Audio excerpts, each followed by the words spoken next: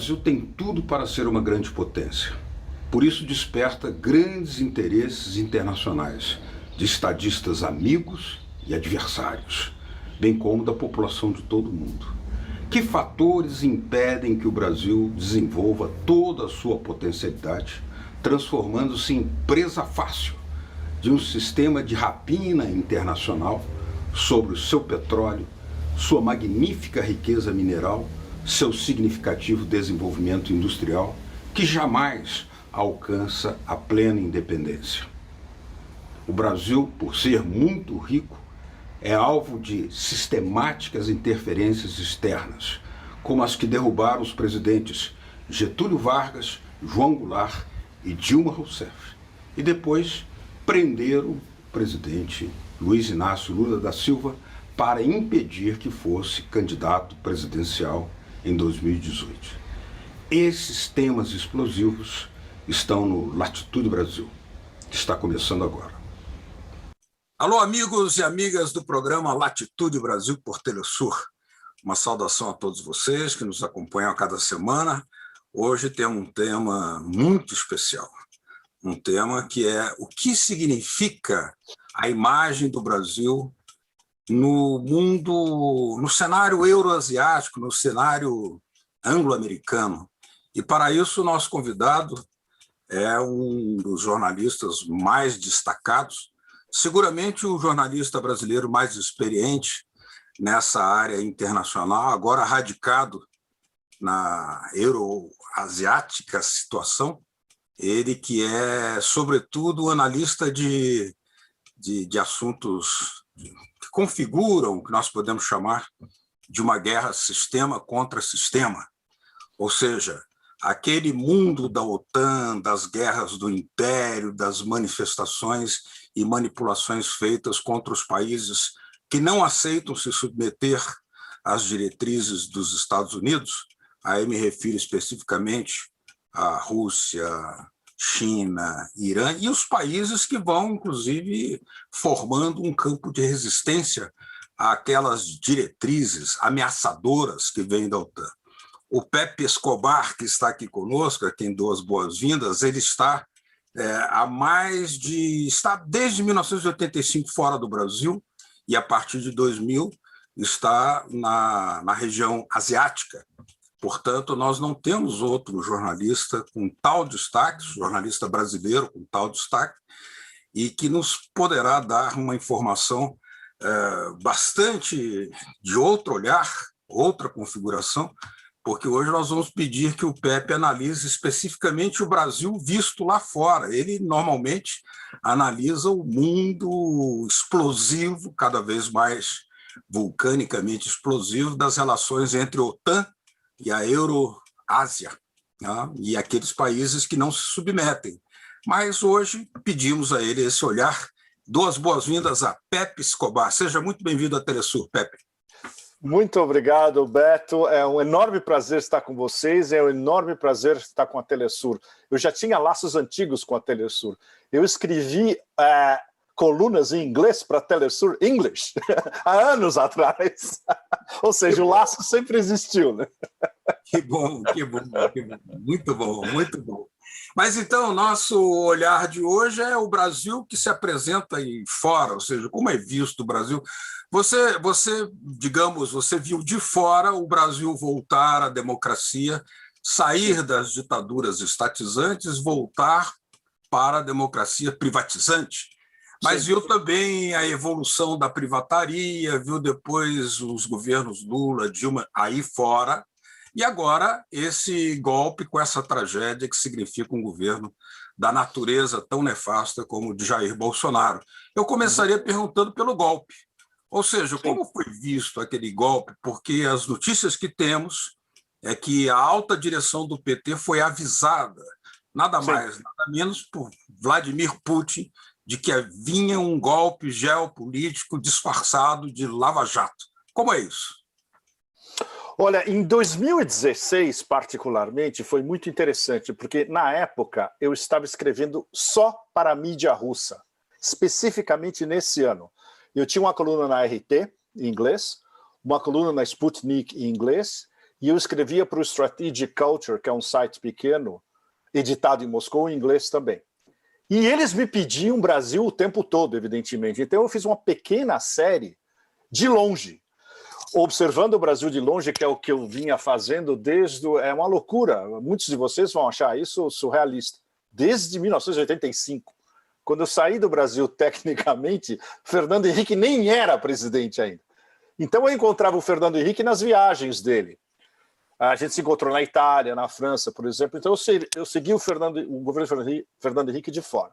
O governo Lula foi ainda mais alucinante, porque eu estava imerso na guerra contra o terror. Ou seja, eu estava entre Afeganistão, Paquistão, Iraque, depois da invasão do Iraque. Vocês devem lembrar muito bem que o governo Lula I tomou posse 2 meses antes do bombardeio da invasão do Iraque, em 2003. Né? Então, eu não conseguia nem acompanhar os primeiros meses e anos do governo Lula, porque eu estava no meio dessa demência absoluta, que eram as guerras, a gente chama de guerras eternas, né? As guerras eternas do Império, que não começaram contra o Afeganistão em 2001, já vinha de antes, já tem a primeira guerra do Golfo, e toda aquela pressão que eles botaram no Iraque durante mais de 10 anos. Perfeito. Eu só consegui começar a tomar pé da importância do governo Lula no final do Lula I para Lula II. Quando eu comecei a ir, por exemplo, em G20s, quando eu vi que a presença do Lula no cenário internacional era um negócio jamais visto nas últimas décadas em termos de um grande líder do mundo em desenvolvimento. Me passava pela cabeça uma comparação com o Sukarno, o Nehru, nos anos 50, na época da Conferência de Bandung, em 55. Pois é. O Lula ele é Bandung 55 turbo, né? Porque a influência dele, não só na América Latina e na África, mas em diversos pontos da Ásia, especialmente no Oriente Médio. Cada vez que eu ia ao Oriente Médio, eu era bombardeado de perguntas Lula. Seja onde for. No Iraque, então, nem se fala. O Lula é muito popular no Iraque, é algo que ele talvez nem saiba. Ele se negou a atender aquela pressão do Bush para que entrasse na guerra contra o Iraque. E disse que só fazia guerra contra a fome. Né? Exatamente. Então, essa posição extremamente sólida do governo Lula na época criou, por incrível que pareça, respeito em Washington. Ou seja, isso daí não é um vassalo que vai se dobrar com qualquer paulada na cabeça. Então, o Lula era respeitadíssimo em Washington, até pelo círculo dos neocons, e em Wall Street também, porque ele tinha diálogo com os banqueiros internacionais. É uma coisa que eu conversei, por exemplo, com o Michael Hudson, economista Michael Hudson, que é um dos maiores economistas do mundo e que segue o Brasil muito perto. O Michael me contou de encontros onde Lula era o personagem principal com banqueiros, e ele era visto com admiração por todo mundo. E a despeito de diferenças ideológicas extremamente sérias, evidentemente. Então, no correr dos anos 2000, a primeira fase, passando para os 2010, eu lembro particularmente do G20 em Washington depois da eleição do Obama. Sim. Beto, você deve lembrar isso super bem, né? Foi no final de 2008. Eu estava lá porque eu estava cobrindo a campanha do Obama, a eleição, etc. e tal. Aí eu fui cobrir o G20 em Washington. O Lula foi a estrela desse G20. Tava o Sarkozy, que a conferência de imprensa do Sarkozy, todos nós estávamos rindo das besteiras que ele falava, e todo mundo me perguntando, e aí, nós queremos falar com o Lula. Então, isso dá uma ideia para vocês que até no centro, na matriz, no centro do poder, a grande figura do sul global, não é terceiro mundo, não é mundo em desenvolvimento, é do sul global que estava começando, engatinhando a se unir por vários mecanismos, incluindo os BRICS, por exemplo, era o Lula, que foi importantíssimo. E isso, por exemplo, eu vi do ponto de vista russo e chinês. Os diplomatas russos e chineses sempre falavam, olha, o Lula foi importantíssimo vendendo a ideia do BRICS muito mais amplo do que era no início, para o Hu Jintao, em Pequim, para a equipe do Hu Jintao. E, obviamente, os russos, o Lavrov já estava mais do que dentro da história. Medvedev, que adorava o Lula também. Putin, que sempre teve um enorme respeito pelo Lula. Ou seja, os dois principais dos BRICS, Rússia e China, estavam... quando o Brasil era importante, justamente, o que, do nosso ponto de vista, olhar isso agora, é quase como se fosse uma era, na era dos dinossauros, né? E foi apenas alguns anos atrás. O fato de que o Lula e a política externa brasileira era aglutinadora, com as grandes potências emergentes, Rússia e China, mas com todo o resto do sul global também, que olhava para a figura do Brasil como um condutor. Perfeito. Então, olhar isso do ponto de vista de um brasileiro mais... que é a minha área de trabalho, né? A minha área de trabalho é política externa americana, OTAN, e tudo na Eurásia, né? Turquia, Oriente Médio, e aí, Irã, Iraque, Afeganistão, Paquistão, Rússia, China, até Vladivostok. lá na extrema-direita.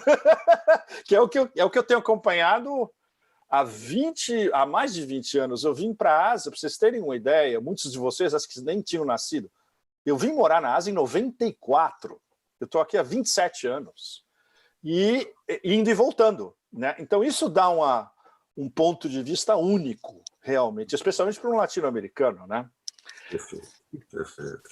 Agora, eu fico imaginando que, em razão dessa importância toda que esses grandes líderes percebiam sobre a conduta de Lula e do Brasil, evidentemente, quando perceberam que vinha um golpe, sobretudo a Rússia, não podia ficar sem deixar de alertar. Isso é uma informação muito importante, porque nós vimos aqui no Brasil, em algum momento, até a presidenta Dilma Rousseff disse que não houve ingerência externa. Isso é a própria Telesur. Sim. Mas parece que não é bem assim. Não, é mais complicado, Beto. É uma questão extremamente sensível. Mas, olha, a gente confirmou com a diplomacia russa que houve um telefonema pessoal do Putin em 2000, no começo do governo Dilma, na verdade, do Dilma II. E não era um telefonema alertando, dizendo que ia haver um golpe, não é isso. A diplomacia russa e o presidente Putin são extremamente sutis. Era dizendo, cuidado, eles estão com o Brasil na mira e é extremamente sério, segundo as nossas informações de inteligência. É uma operação de desestabilização que vai envolver uma guerra colorida, multi-etapas e multiníveis, muito mais sofisticada, porque o Brasil não é o Quirguistão, a Ucrânia. O Brasil era a caminho de ser a quinta maior potência econômica do planeta, um país extremamente complexo e um dos líderes do sul global. Ou seja, a revolução colorida no Brasil teria que ser bem mais sofisticada. E foi. Eu diria que cursos de relações internacionais no futuro, o caso Revolução Colorida Brasil vai ser um caso clássico de estudo, porque foi muito sofisticado em vários níveis, com várias agências envolvidas, CIA, FBI, Departamento de Justiça, em vários níveis, com diversos ativos brasileiros, quinta coluna, trabalhando para eles, e sem violência. O que isso é que foi extraordinário. Eles não precisaram de um tanque na rua ou daquela maluca da Victoria Nuland, do Departamento do Estado, distribuindo biscoitinhos no Meidan antes de ter aquele tiroteio, fogo cruzado. Não, no Brasil foi sem disparar um tiro de metralhadora. E eles conseguiram organizar um golpe interno com todas as facções da, digamos, classe dominante ou autodenominada classe dominante brasileira, juristocracia, Congresso, mídia, todo mundo. Foi relativamente fácil, tendo em vista a complexidade do país, o que é uma coisa que todos nós até hoje nos perguntamos, mas como foi tão fácil? Imagina, eu já ouvi isso de alguns dos melhores analistas russos em Moscou, mas como é que o Brasil caiu tão fácil? Ninguém tem uma resposta sobre isso. E vocês no Brasil, os melhores analistas brasileiros, eu acho difícil que vocês tenham uma resposta em todos os níveis de por que foi tão fácil. Né? É claro que o olhar deve partir sempre desse contexto anglo-americano e também dessa contenda, né, de uma luta sistema contra sistema, porque o Brasil pende para a aliança com um dos lados.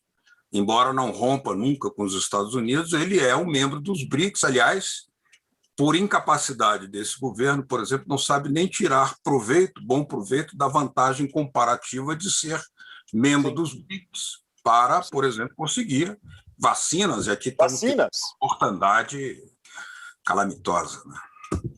Exato, e você tocou no ponto-chave que está acontecendo agora, enquanto a gente está conversando, né, Beto? Essa proibição da Sputnik no Brasil, que é um fenômeno absolutamente geopolítico. Na verdade, se a gente tivesse que definir com uma manchete de 5 palavras, Império proíbe Brasil de usar Sputnik. Essa é a manchete. Essa é a manchete.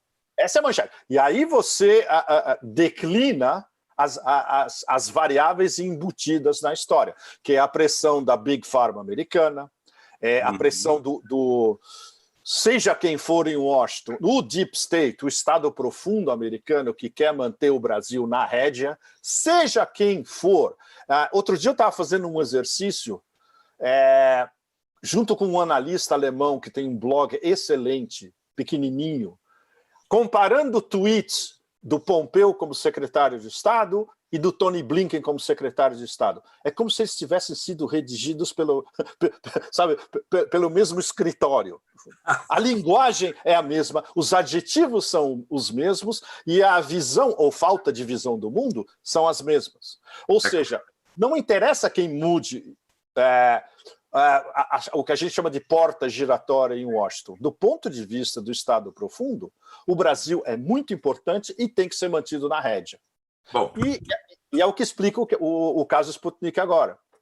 Exatamente. Vamos fazer aqui uma pequena pausa, Pepe? Sim, tudo bem. Já nós voltamos conversando com Pepe Escobar, analista brasileiro que desde 94 está na Eurásia.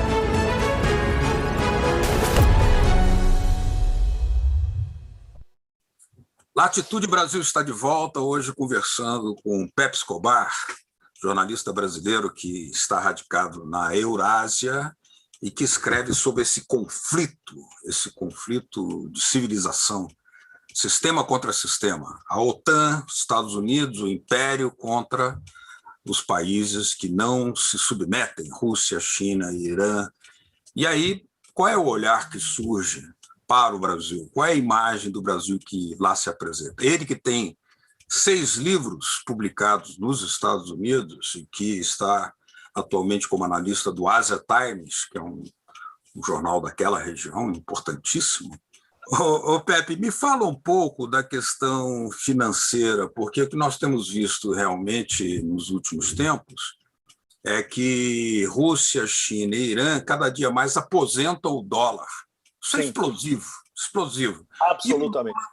E o Lula, numa de suas declarações, tinha dito, inclusive voltou a repetir isso recentemente, que havia proposto a criação de uma moeda própria dos BRICS e uma visão estratégica com a Rússia e com a China. Sim. Como é que o Brasil poderia atuar nisso?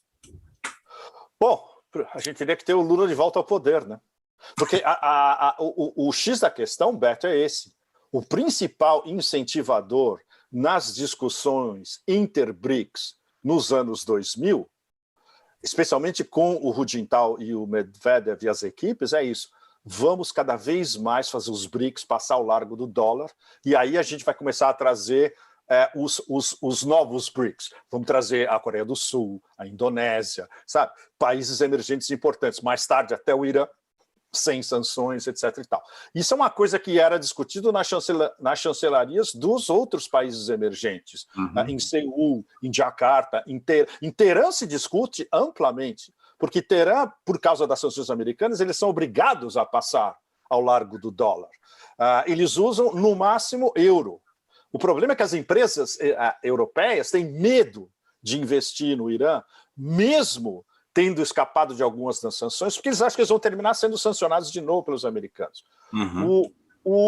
Na prática, os russos já têm um sistema de pagamento alternativo pronto, em torno do MIR, que é o sistema de pagamento deles. Os chineses têm um deles também. A ideia seria juntar, num primeiro passo, os russos e os chineses, e depois trazer o Irã também, num prazo, digamos, 2 anos. Aí você teria os 3 principais polos da Eurásia, Rússia, China e Irã, passando ao largo do dólar, num sistema alternativo ao SWIFT. Como você disse muito bem, isso é uma bomba absoluta. E o mercado financeiro americano e todo mundo em Wall Street sabe disso. O problema é que eles não vão ter um contra-soco na hora que isso acontecer. Vai ser um soco no fígado, eles não vão ter o que fazer.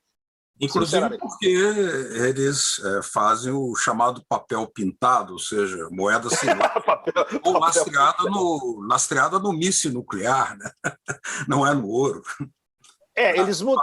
Falando dos Estados Unidos, claro. Os Estados Unidos, mas agora tem um elemento, Beto, que é ainda mais desestabilizador do ponto de vista do Império. Vocês devem ter visto que nos últimos dias, especialmente na semana passada, o discurso do Putin, o discurso do Estado da União do Putin, ele reescreveu as regras do jogo, basicamente. Ou seja, o avanço militar e hipersônico dos russos em relação aos americanos é tão grande que eles agora podem publicamente, para o sul global inteiro, dizer é o seguinte: ou vocês nos tratam de igual para igual, ou a gente nem liga o que vocês estão falando, e se vocês tentarem alguma aventura, olha o que está esperando vocês. Aí vem a lista, e traçou, inclusive, a linha vermelha, dizendo, a linha vermelha. Nós a linha vermelha, onde nós quisermos. Exatamente. A linha vermelha, quem traça somos nós, russos. Exatamente. A China não pode fazer isso porque a Rússia está muito mais desenvolvida do que todo o resto do mundo, militarmente. Sim. Mas a China está pegando, inclusive, eu não digo segredos militares, mas a cooperação estratégica entre Rússia e China está chegando a um ponto tão próximo, onde eles já passam tecnologia militar para os chineses. Então, os chineses estão também tirando o atraso, o tempo todo. Entende? Ou seja, mudou a configuração total do tabuleiro. Exato. E os americanos, o que os americanos têm no momento a não ser histeria? Que, na verdade, essas sanções uma atrás da outra não é uma política externa, é uma reação de criança, né? Histérica, que fica gritando e chorando. Será que por serem temas tão pontiagudos, né, que você analisa de forma independente, com jornalismo em inglês, nesse mundo anglo-americano, será por isso que você foi censurado no Facebook?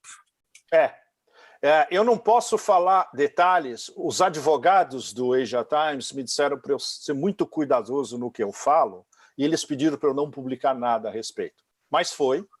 Eles estão esperando uma resposta formal do Facebook para aí pensar na possibilidade de lançar um legal case, uma ação, o que teria uma repercussão gigantesca, porque vem de um órgão de mídia estabilizado em inglês com um público global.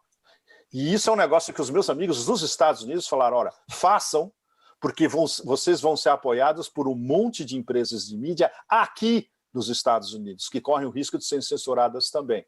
Então, isso pode ser um divisor de águas, dependendo de como evolui. O que aconteceu comigo aconteceu com muitos outros independentes. Eu sou apenas um caso entre vários independentes. Mas eles estão caindo em cima de nós todos, que fazemos jornalismo independente em inglês na internet, e eles perceberam, o público aumenta o tempo todo e a nossa credibilidade é alta. O que para eles é um negócio absolutamente inadmissível. A única credibilidade que eles respeitam é CNN e New York Times. E cada vez mais americanos, inclusive, percebem o que é CNN e New York Times. Mas eu queria que você nos desse uma última palavra. Assim, finalmente caiu a ficha, inclusive de alguns setores da esquerda no Brasil, de que a Lava Jato é uma operação geopolítica gestada nos Estados Unidos. Sim. O que você comenta sobre isso? Bom, isso é algo que muitos de nós já víamos antes de 2016. Na verdade, quem estava acompanhando a Wikileaks desde o começo dos anos 2010 já sabia disso. Quem estava conversando, por exemplo, com a diplomacia russa, os russos já estavam plenamente a par disso. O que me espanta e o que nos espanta, nós que analisamos de fora, é como o governo da presidente Dilma não percebeu a gravidade do problema. Sinceramente, eu gostaria de ter uma resposta direta da presidente Dilma, que eu tenho um enorme apreço por ela. Eu já perguntei isso. E a resposta dela foi relativamente evasiva, não foi taxativa como deveria ser. E isso é um problema enorme para as próprias chancelarias russas e chinesas, etc. Eles querem o Brasil de volta. Os iranianos, os turcos, todo mundo na Eurásia quer o Brasil de volta como um grande polo do sul global. E, de preferência, com uma liderança capaz e provada, como o ex-presidente Lula. O problema é que o que aconteceu antes precisa ficar bastante claro. Como o Brasil foi pego, literalmente, de calça curta. É uma expressão que a gente usava quando era pequeno, né, Beto? Isso mesmo. Obrigado a vocês você. De casa, obrigado. A vocês de casa que nos acompanharam aqui no Latitude Brasil, obrigado pela sua atenção. Até semana que vem, com mais um tema desse Brasil que pode voltar a ser gigante em breve. Até, um abraço, tchau.